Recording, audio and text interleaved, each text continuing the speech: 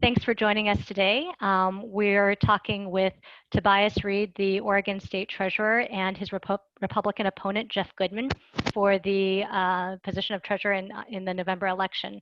And I just want to start off by seeing if each of you want to just give a brief statement about why you're running and why you think voters should select you over your opponent. And how about if we start with Tobias? Sure. Well, thanks for convening us today. There's a lot of tough news going on in the world, so a chance to talk about something that's going well at the Treasury is a really nice thing. I'm grateful for the chance to serve Oregon, especially in a challenging time like this, and I'm grateful for my opponent as well. I ran for treasurer, and I'm running for re-election because it's clear to me that short-term thinking and grandstanding dominate way too much of our politics these days. I wasn't raised to be flashy, and I don't naturally seek attention. In fact, I think it's still possible to do well by doing good, and that's why I tend to focus my work on the long run. When I was in the legislature, I worked hard to bring full-day kindergarten to Oregon schools, and now at Treasury, under my leadership, we're working hard to invest in schools, in roads, and in affordable housing, and to make it easier for Oregonians to save for their kids' college and their own retirement. I started baby grad and kindergrad to make initial deposits in college savings plans and open up education after high school for every kid in Oregon, whether that's college, community college, trade school, or apprenticeships. We're in a crisis right now. There's no getting around that, and we have to get through it. It's a crisis that has so many dimensions, including a needed conversation about racial and economic justice. But as we work through that crisis, we can't lose track of our long-term vision. And I'm really proud of the fact that we've helped more than 70,000 Oregonians establish and fund retirement savings plans. They've saved already over $65 million already. And I see sustainability as a lot more than a buzzword. In fact, it's central to how we approach our bond offerings and our investment programs. We've worked hard to reduce costs of our investment program. And by bringing services in-house, we've reduced those costs and added more than $500 million in additional pension fund capital. That's a benefit to every Oregonian. And while the politics of PERS have caused politicians of both parties to fight endless battles, no one disputes the fact that under my leadership, the Oregon Public Employee Retirement Fund is often ranked as among the very best performing funds when you compare it to our peers across the country. That's especially important in these volatile times of COVID. So I might be a little different than some other politicians, especially in a time when we see people trying to draw attention to themselves. I don't feel the pull of a press conference or a Twitter post. I'd rather talk about the security of good investment returns, about increasing retirement account balances, and more Oregonians saving for their kids' education. That's the stuff I think about at night. It's what gets me up in the morning, and I think it's a good summary of the steady hand I think we need at Treasury as we move through these turbulent times together. I'm looking forward to the conversation today. Thank you. Jeff, can you tell us a little bit about you and why you're running?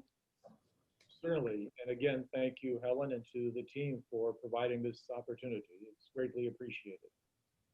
No one starts off with life waking up and saying, in young years, I want to be the treasurer of Oregon. But as I look back on the arc of my life, the experience, my education, my engagement in volunteer activities, my engagement in government, everything in my life has prepared me to be a great treasurer in Oregon. Let's take a look at that. BA in economics from Pomona College, MBA from the Wharton School of Business with an emphasis in finance and management, and that's the graduate school.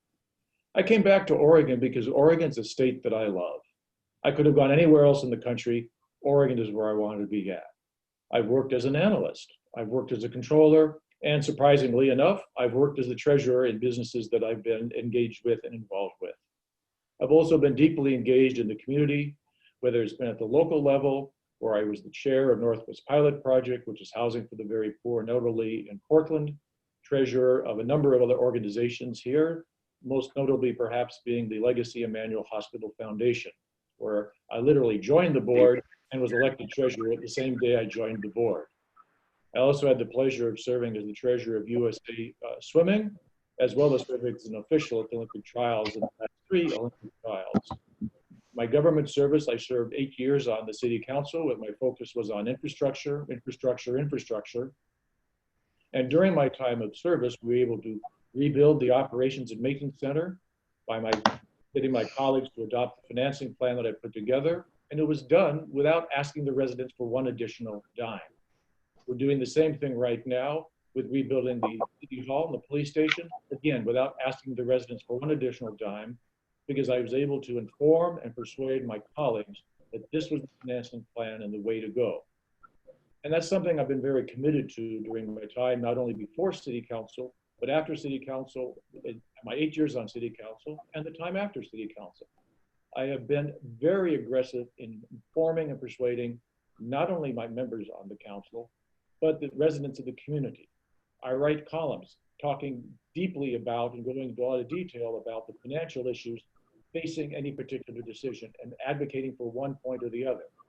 Indeed, I had people during my time of service come on the count during my time of service saying, Jeff, I don't always agree with everything you say, but I'm going to vote for you because I know what you're thinking.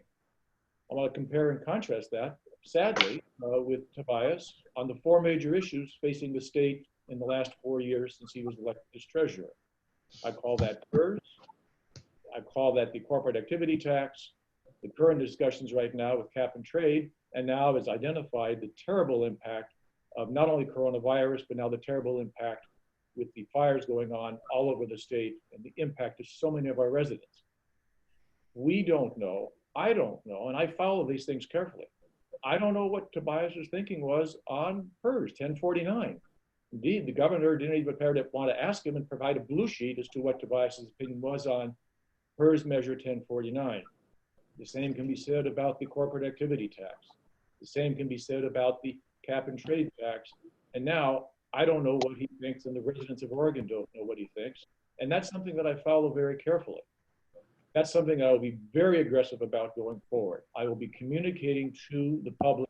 I'll be communicating to the legislature what my thoughts are, why I think it, and how do we move things forward in a positive, joint, bipartisan, or indeed nonpartisan way. Because I think that's the skill set you want to have in treasurer. It's not a partisan position. It's a nonpartisan position. You want somebody with decades of experience, and that's something that I can bring to serve as Oregon's next treasurer. Great, thank you very much.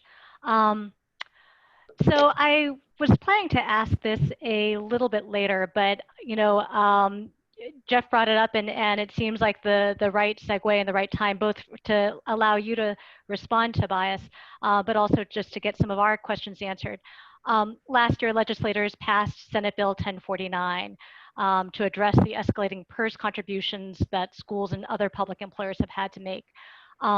It did that by extending the repayment period for paying down the pension deficit, which many believe undermines the funded status of the system. Correct me if I'm wrong, please do, but I don't believe you ever took a public position on that. And I'm curious what your thoughts were and why you didn't come out publicly. Thanks for bringing up the question. I think it is an important question. PERS is an issue that affects everybody. It's personal for individuals. It's existential for state and local governments. So it is definitely worth talking about. But I think in order to do that, we have to start with an understanding or a reframing and a restatement of how our structure works. The job of the treasurer is to manage for returns. It is not to make those policy changes. We've been very focused on that specific task of managing returns, and I can talk about that. I'm sure we will at some length. When it comes to specific proposals in the legislature, I'm like others. I have my own opinions, but where I think we can be most effective is in maintaining our status as a trusted advisor. And though you didn't see me pontificating about it publicly, we were engaged in those conversations behind the scenes, able to talk with legislators about the advantages and disadvantages of the various approaches they were considering. I think the result of that is that we are still in a very good position when it comes to the performance of the fund. Going forward, I'm happy to engage in those conversations, but the key again is to think about the performance that we've been able to generate, even in really, really volatile times. When you compare us against our peers, we are very strong, and that's not all that we're doing in terms of policy. I mentioned earlier on we've been able to reduce the costs of the pension system or of our investment program by bringing some of the functions in-house. That's added up to more than $500 million of pension fund capital. We've also made a really significant change to the defined contribution portion of our hybrid system by moving the individual account program into a suite of target date funds. That has a real benefit to individual members, so they are not exposed to undue risk as they approach retirement, but it also has a significant advantage to the fund because it insulates it from a badly timed run on capital, which might cause us to have to sell at a downtime. So this is an important distinction. I am focused on the core of the responsibilities that the treasurer has, not on being an ideological warrior or someone who wants to inject myself in a place where I don't have a vote, I don't have a veto, I don't have specific authority about those policies. So you think that giving advice on whether this is a bad move for the state's financial future would be ideological, would be injecting yourself into an ideological battle? I mean, I guess I'm kind of, it was a hugely controversial move. There were a number of people warning that if in fact that there's a recession, that this could put the state's PERS fund at greater risk for falling even further behind. And it appears that we are in a lot of economic uncertainty at this point. So why wouldn't you give your advice, as opposed, even though you don't have a vote, as essentially the state's CFO? Why not give your advice on what's the smartest move for the state? I do give my advice to legislators. I don't do it in an attention-seeking sort of way.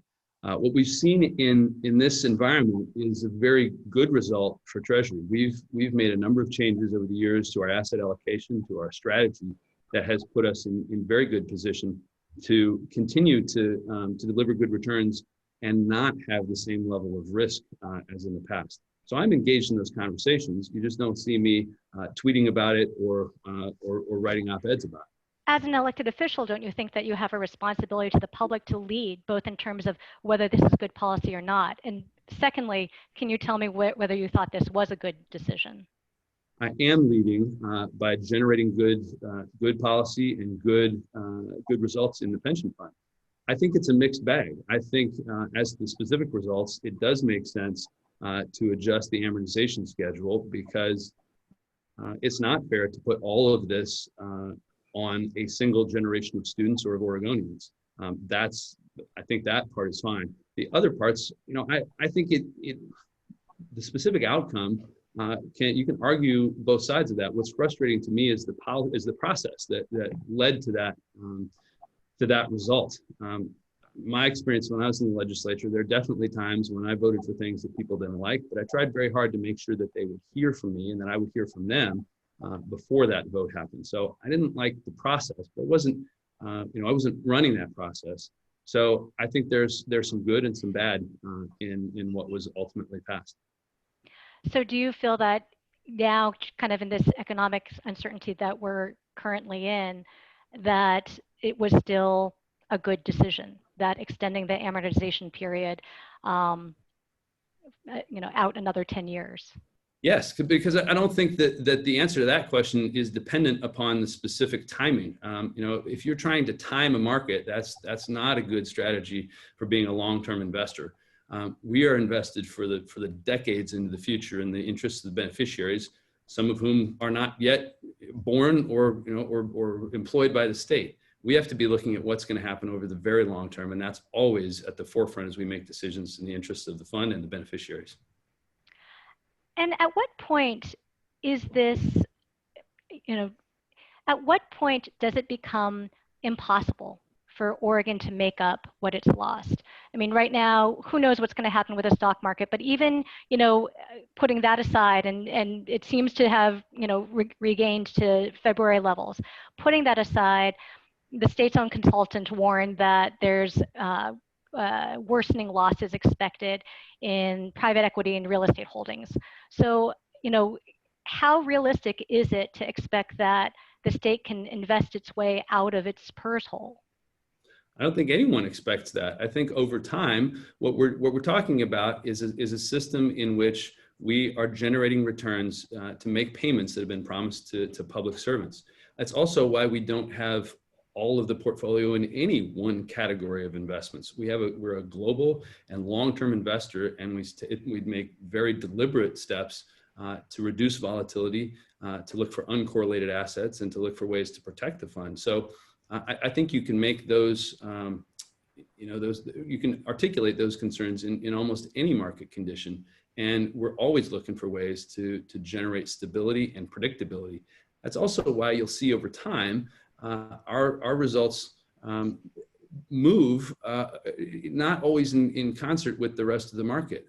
When the stock market was dramatically down, we looked better because we don't have as much exposure to that asset class. When it's dramatically up, we don't look quite as good because we, again, don't have as much exposure to those public markets.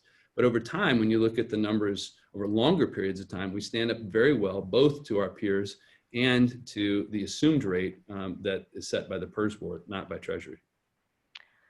Okay, great, thank you. Jeff, I'd be interested in hearing kind of what your approach to dealing with PERS would be, as well as including the your thoughts about SB 1049.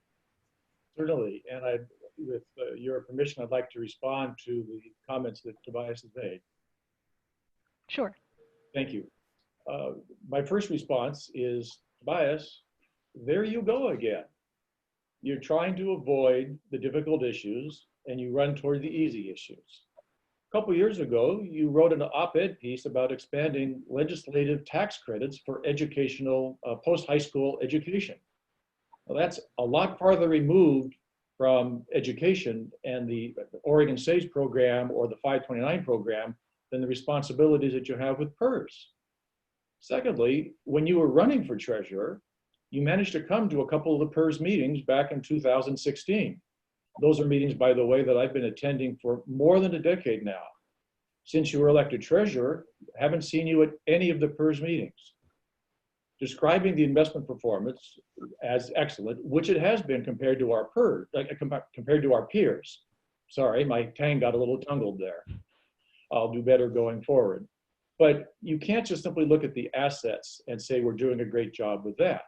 It's very much like saying in the land of the blind, the one-eyed man is king. You have to look at it holistically. You can't just look at the assets, you got to look at the assets and the liabilities. And I found it interesting that just within the last couple of months, when there was less money coming in on the lottery funding, Tobias managed to get a press release out saying there'll be fewer bonds being issued because we have less lottery money. Okay, that's fairly straightforward. If you have less money coming in, it supports less debt. At the same time, at the Oregon Investment Council meeting, where Tobias sits as a statutory member, they made a policy choice to lower their policy guidelines for returns from 7.2 to 7.1%. That impact that it would have, and granted, it's the PERS board that makes the final say, but the PERS board and the OIC board meet jointly once a year to go over things, and they also have additional conversations offline. The impact of lowering that rate of return projected, the policy statement from 7.2 to 7.1 is huge compared to the unfunded liabilities and the obligations that we must meet.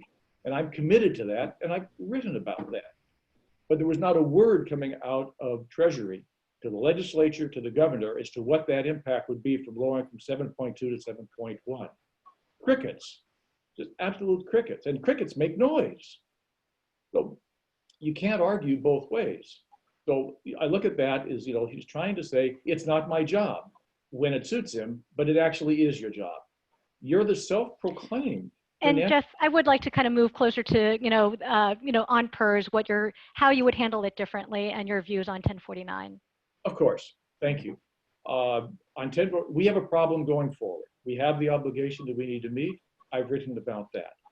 Going forward, it's got to be done on a collaborative basis. It can't simply be one person coming in and saying, this is what we're going to do. You need to have management, you need to have union representation, you need to have people from the state of Oregon around the state. You need to have the actuaries coming in, whether it's Milliman or Callan Associates, sitting down and working the issue through. We cannot do it on the investment side alone. It is not possible. And indeed, when you look at the statistics over the last decade, A decade ago, it was projected it would take us 18 years to get to fully funded. Well, I'm sorry, it was 17 years to get to fully funded. At the end of 2019, it was 18 years to get to fully funded. Long-term direction is the problem. Okay, 14 years ago, when Tobias was first elected to the legislature, the long term, the unfunded liability was $2 billion. It's now over $25 billion and rising. We can't do it on the investment side alone. And to say I'm only looking at the investment side doesn't work. It's going to involve sacrifice. There are no good answers going forward. Spreading out the amortization just simply kicks the can further down the road. It was done to make it work, but on a short-term basis, it's going to involve all of the terrible things that we don't want to do, but we have to meet the obligations. One of the possibilities that we can look at is the model that OHSU adopted, which was to move away from a defined benefit program to a defined contribution program, but a much higher percentage of money being given in as to what is being done now. It's worked for OHSU, and when the employees were given the option of choosing, almost all of them shifted over to this new program. That's one option on the table that has to be looked at. But the important part is that it's got to be done on a collaborative basis. And it has to be done informing and persuading the public as a whole. I've said enough. And if I understand correctly, your position on 1049 that extending out the repayment period is just kicking the can down the road. No question about it. Okay, thank you. What I hear Jeff saying is that the current Oregon students should be paying for all of the expense of past generations. I certainly agree with the collaboration that Jeff talks about, but I think if he is going to take that on, he has to go the rest of the way and talk about what other programs and services he wants to cut, especially in an environment where we're seeing, all kinds of unprecedented need all over the government. If he's giving me a hard time for not wanting to have it both ways, I don't think that's fair, because I'm talking about the job of treasurer. We have a significant advantage in Oregon when we have the assets separated from the liabilities, so those don't get mixed in terms of politics. So if he does want to mix those politics, I think you need to go the rest of the way, Jeff, and tell us what level of school cuts you're willing to accept, what level of other programs. Remember that 90% of the budget is in education, public safety, and human services. So I'd be interested in hearing what of those other cuts you're interested in making. And the same goes back for you, my friend. You can't avoid talking about it, because you talk about it on the educational side with the tax credits and you say you don't want to do it here. Well, let's come back to what we have to do. When I was serving on the city council, we had a program, we saw what we had to do. Jeff, I'm sorry, I'm not talking about city council. I'm talking about the state budget. And actually, I think, you know what, I appreciate it. These are some of the policy questions that have been in front of people. It's, it's a question, it's a valid question about whether do you ask for employees to make a greater contribution, which, certainly was part of Senate Bill 1049. Do you raise taxes in some way? Do you do some kind of, century-long bond or whatever to try to raise that kind of cash?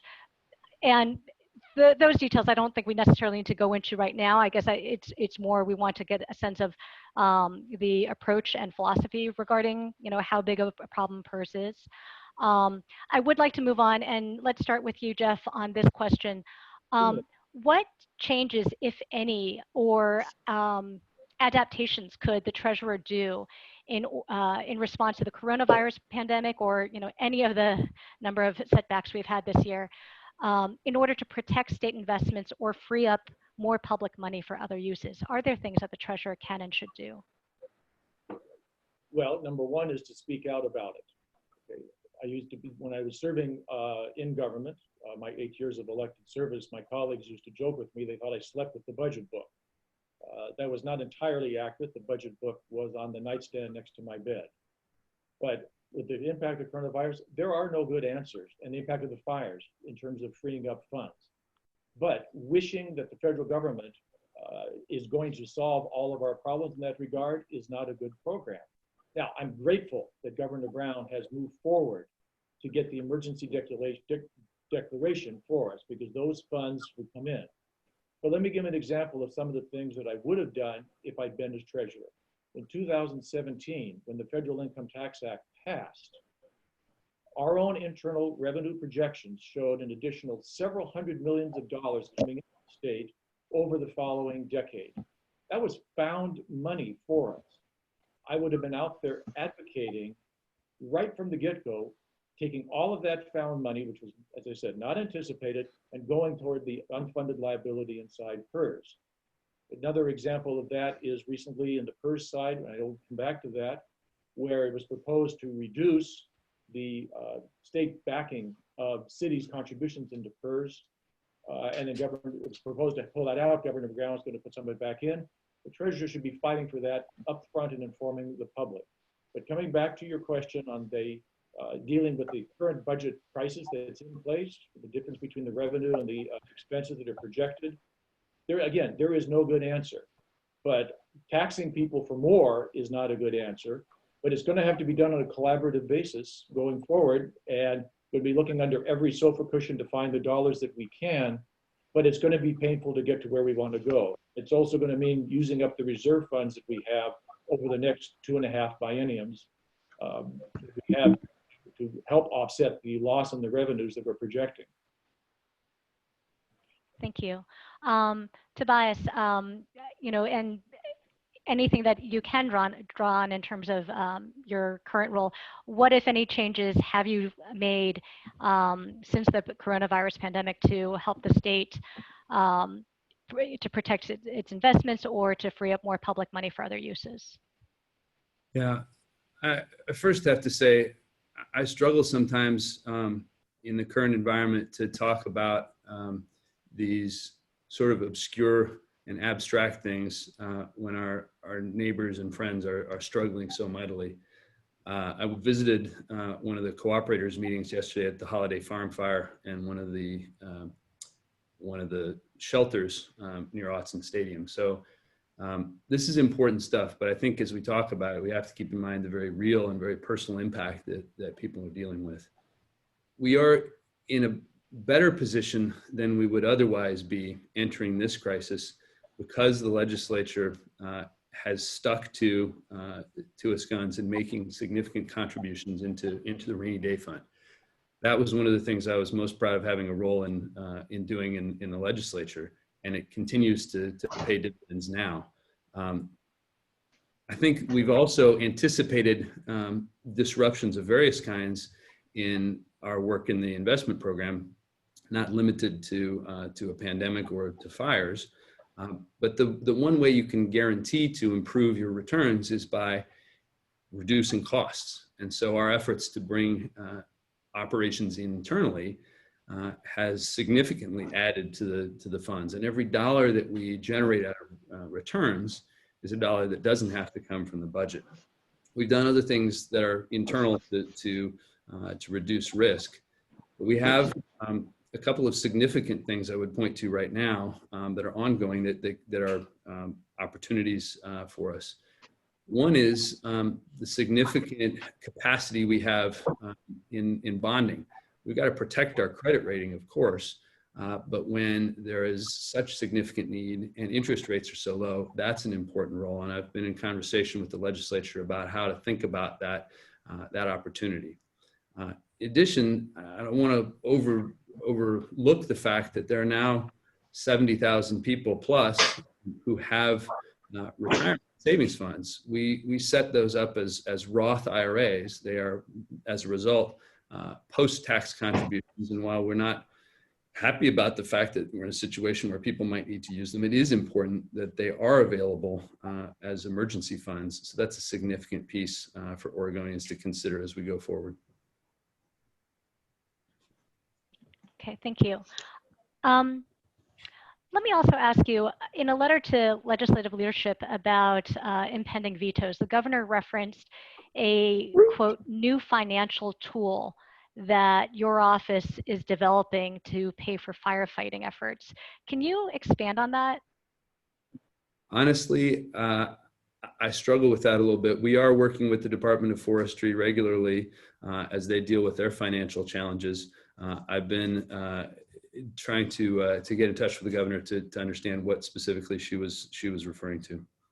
Okay, so it's not something that you have ready to roll out this month.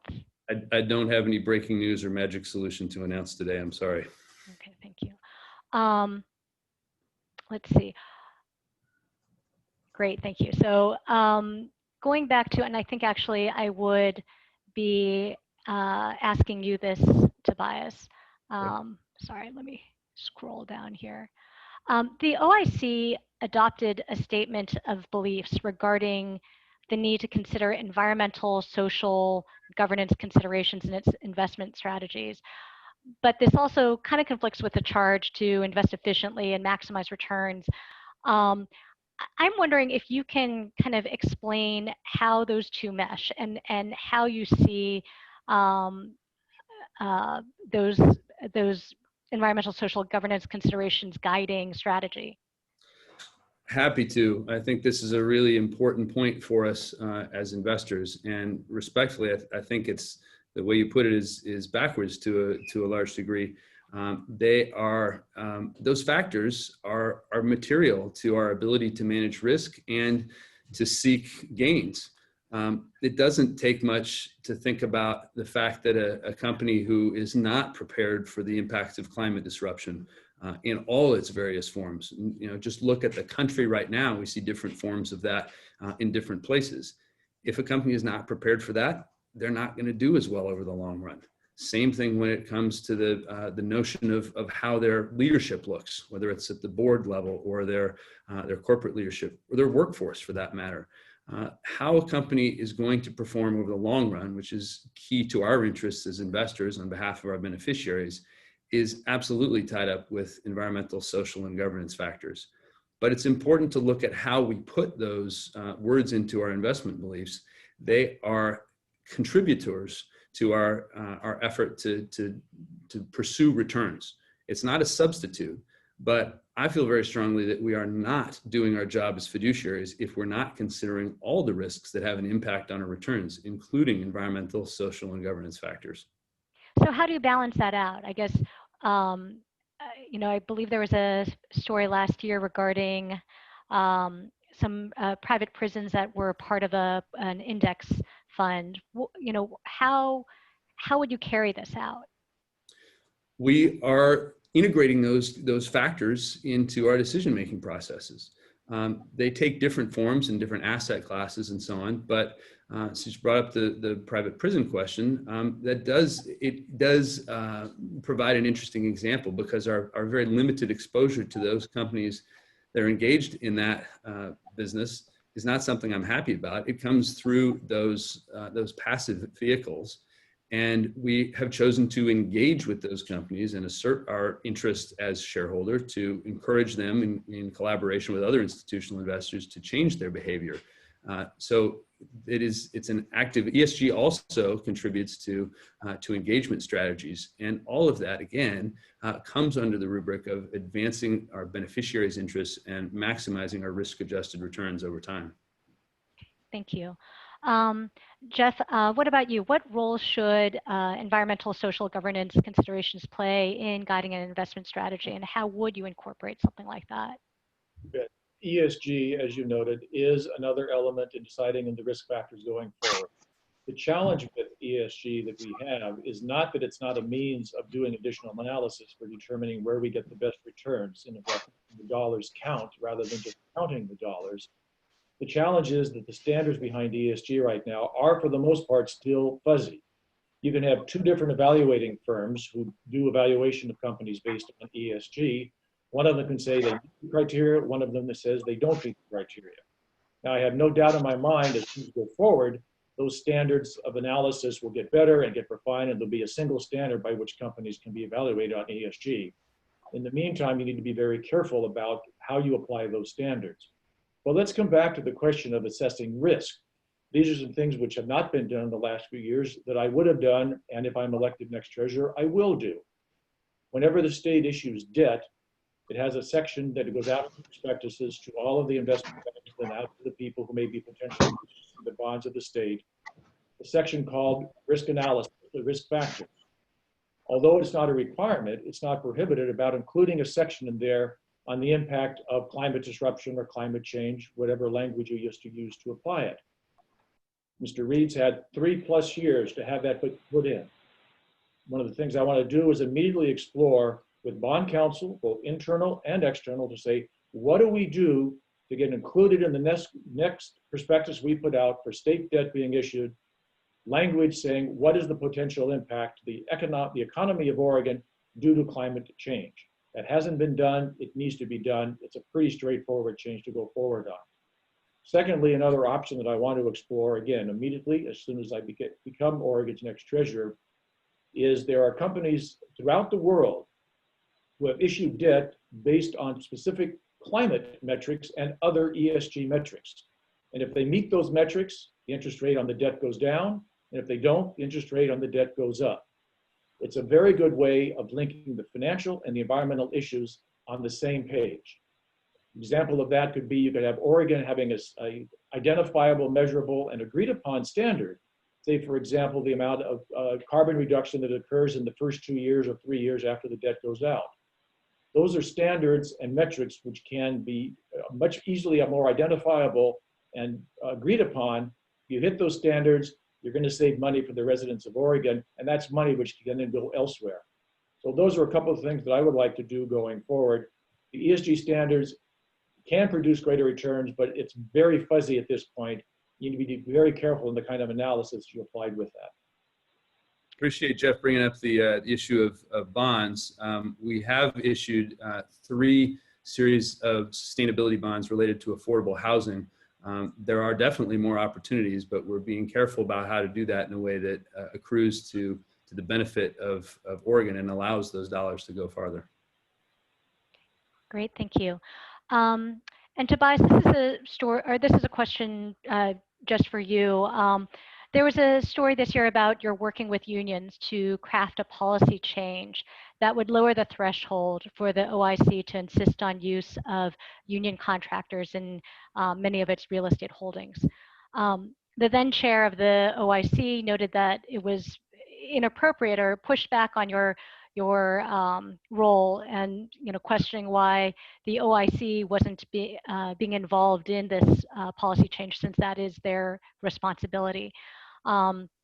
She questioned whether your role in terms of running for re-election could also be an inappropriate influence in terms of what's happening with this policy. Can you explain why you didn't involve the Investment Council sooner, and the perception that maybe you were looking to provide a benefit to unions who have been among your biggest contributors? Happy to. The first part is to own a bit of a mistake there. We were developing a policy that is complicated to get right, to figure out all the details. And the typical routine is to develop that before it's brought to the council for their consideration. I feel badly that our former chair didn't feel like we were giving her enough information about that. That's part of why we slowed down, asked for some additional analysis and a level of work for then council member Rex Kim, now CIO Rex Kim, and brought it back to the council when they had more opportunity to feel comfortable with it. As it relates to the metrics or not the metrics, the specifics of the proposal, it's not hard to understand what's behind it. It doesn't require any specific outcome, but it does make the case that we are going to be better served by managers and projects where people are safe and where they are paid what they earn. It's very consistent with what other investors are doing, both on the public and the private side. Why is that something, though, that the Treasury staff would initiate?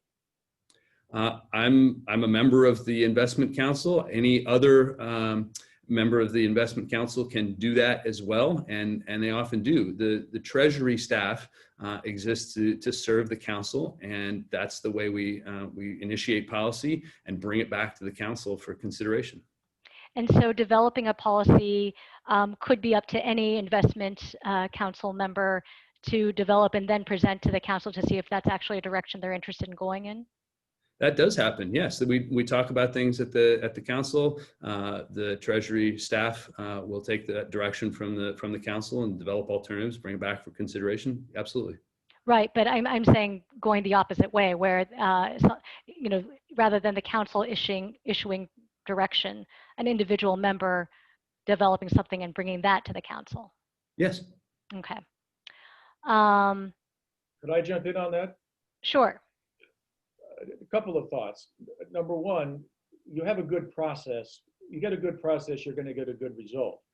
The process is that the council, in its deliberations, and there's always time at the end of the meeting to say, are there things you want to talk about?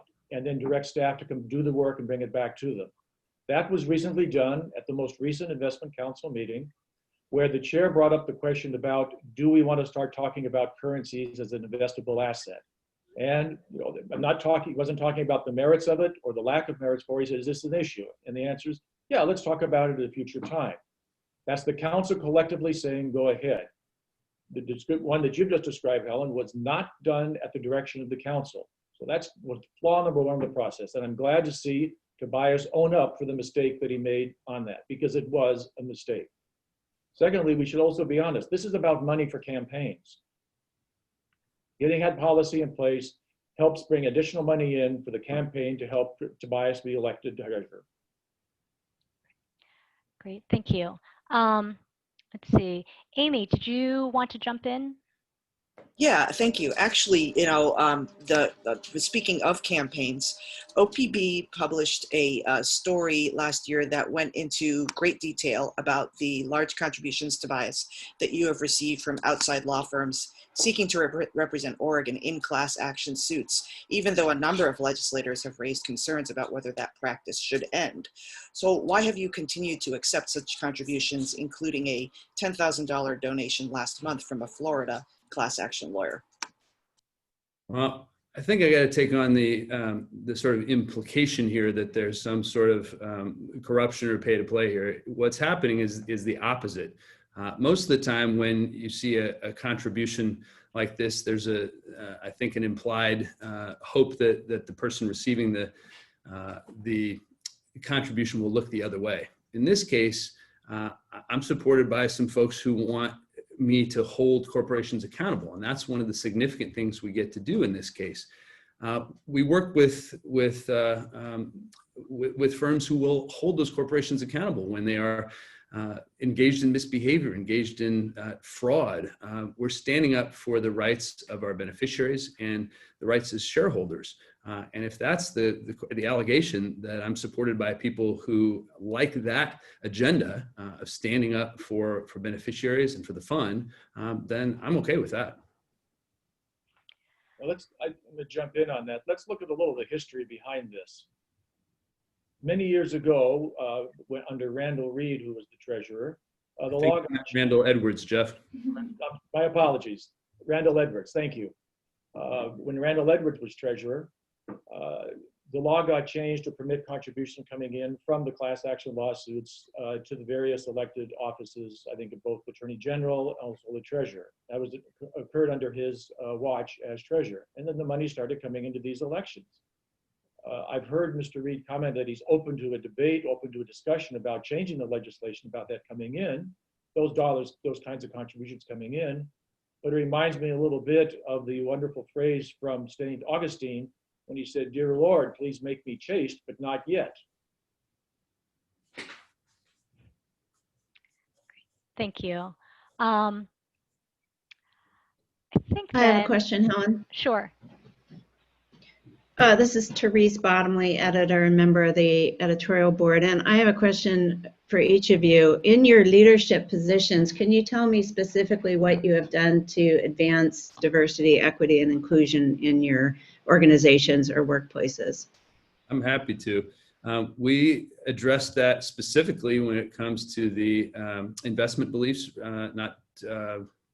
I can't remember the exact meeting, but several months ago or several years ago now, made that a really specific piece of our agenda. The economic case for that is really clear because when more people are included, we're going to get better ideas, we're going to get better returns. I'm also really proud of the numbers that we've achieved on an internal basis inside the Treasury staff. It's a small agency, so there are ups and downs over time, but we've gotten significantly better on those measures and meet or exceed all of the state's goals. That's a deliberate and intentional piece for me. There's also a policy piece that I think bears repeating, and that goes to the college savings plan. I've been frustrated for a number of years going back to the legislature that for the most part, the people who use the college savings plans are affluent white folks from metro area. So we went through a really deliberate effort with the legislature to change the incentive that's part of the college savings plan from a tax deduction, which of course only works for people who are fortunate enough to itemize, to a refundable tax credit that works for everyone. That's an intentional effort to make it useful and accessible to people all around the state in every geographic and demographic corner. And we've been working deliberately with a variety of community leaders and community organizations to get that message out to people. Thank you. And Jeff? Certainly, the efforts to have greater diversity, greater representation, producing a better result, the data on that particular point is very clear. What I've been able to do in the workplace, I can't say that because I've been on my own as an investor for the last 25 years. So the workplace consists of me and my computer and people that I talk to. So I can't point to any specific policies that I've had in my workplace. I can, however, point to endorsements that I've received, support that I'm receiving. Within the last few weeks, I received the endorsement of Hector Hinojosa, valued and longtime community leader in the Latino community, co-founder of the Virginia Garcia Memorial Clinic in Hillsborough and now also in Woodburn. Not to interrupt, but I specifically phrased it as organizations as well, because I know you've been involved in a lot of organizations and boards. So I'm wondering if you could point to something you did specifically to promote diversity, equity, and inclusion through that work. Surely. I have been out of the workforce for a couple of decades, so I can't, as I said, I can't speak to that. But in terms of the organizations that I've been a part of, I'll give one example, the example of USA Olympic Swimming, where I served on the board for several years and also as treasurer. When I was first elected to the board, that's when the conversations began, and I was a part of those conversations to help initiate it, to say, the sport of swimming has had for a long time the perception that it's just a country club sport with upper to middle upper to high income white folks. And the comments were being made, and I was a complete proponent of that, saying, if we're going to survive as the best sport in the US Olympic family, we cannot do it without being diversified and having people of all races, all creeds, all colors as a part of our sport, and efforts were initiated for that. Among those efforts were the creation of a Diversity, Equity, and Inclusion Committee, and I was the liaison to that committee, providing board support as they went through their guidance and developing of the policies to move that forward. And that's something that began over 20 years ago. I've been a voice for that in any organization that I've been involved in on a volunteer basis, because it's, as I said, the data is very clear. When you have as wide a base as possible of people of different backgrounds, of different educational experiences, of different life experiences, when they come together, to reason together, a better outcome is produced to make a better result for all. Great, thank you. Does anyone else have any questions? Great. I think maybe we'll just kind of end with, Tobias, if you want to go first, and then Jeff, you can have the last word. What, 4 years from now, if you're reelected or if you're elected, what will be the tangible benefits that Oregonians will realize as a result of that? And Tobias, maybe if you can go first. Sure. Well, I appreciate again you convening us. This has been a good discussion, and I appreciate Jeff you being engaged in it as well. I think this is a really challenging time for Oregon for all the obvious reasons, but it also gives us significant opportunities to extend what we've begun in terms of professionalizing the investment operations, adding additional resilience to the way we do that work, using our debt capacity and our creativity and innovative ability there, continuing to get more financial resilience tools to Oregon's families. We're not going to go back to normal after we get through fires and COVID. And even if we could, normal wasn't necessarily what we wanted.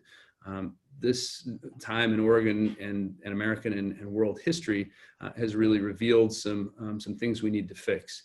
And the Treasurer has an ability to be at the center of a lot of those conversations. I think we've begun some important things. I want to continue that and continue to put Oregon and Oregon families in a position to succeed. Great, thank you. And Jeff? Thank you. Also, thank you, Tobias, for being a part of this conversation. And Therese, can't let it end without telling you that Gary Stein said to say hello. I had days ago. All right, great, thank you. After I finish 8 years as treasurer, I want to be able to look back and talk about the impacts that the Treasurer's Office has had to individual Oregonians. Because while the policy is important and you need to get the policy right, we always need to be remembering about the impact on the individuals, the mothers, the fathers, the children, the grandparents, the aunts, the uncles. Every individual person has to be at the impact of what the treasurer and the treasurer's office can do. Things I've spoken about, whether it's been a robust communication, not only behind the scenes, but a robust communication to all the people of Oregon, letting them know what my thinking is, what's being accomplished, what we can do. Inform and persuade is the mantra that I've operated by and will continue to operate by. That also has to include an honest evaluation and run toward the difficult issues. You can't just talk about PERS and just talk about it on the investment side. You have to talk about the investments, and you also have to talk about the obligations in a holistic manner. We can't just talk about educational, we can't just talk about savings. We have to look at this, we have to look at this in a total manner. Yes, there are limits and constraints on the budget that we have, but one of the strengths that I will bring to bear in the analysis going forward is always be asking the question, if we do this, what don't we do? What's the reasoning behind it? Why are we getting the biggest bang for the buck? Not just counting the bucks, getting the biggest bang for the buck. That's something that needs to be done more robustly. And indeed, it could be done going forward, starting in January, that when the next report as to what the debt capacity of the state is, also provide a list of priority order projects on the capital budget as to what should be done. The governor and the legislature don't have to accept it, but at least they have the starting point for that list. Informed, reasonable analysis with the individuals of Oregon at the heart of it is something I want to bring to bear, along with communicating what I plan on doing. Great. Thank you very much, both of you, for spending so much time with us today and answering our questions. We will be in touch, but anticipate we'll be releasing our endorsement in about a week and a half, or a couple weeks actually. So thank you very much for your time. Sure. Thank you. It's fun. Thank you.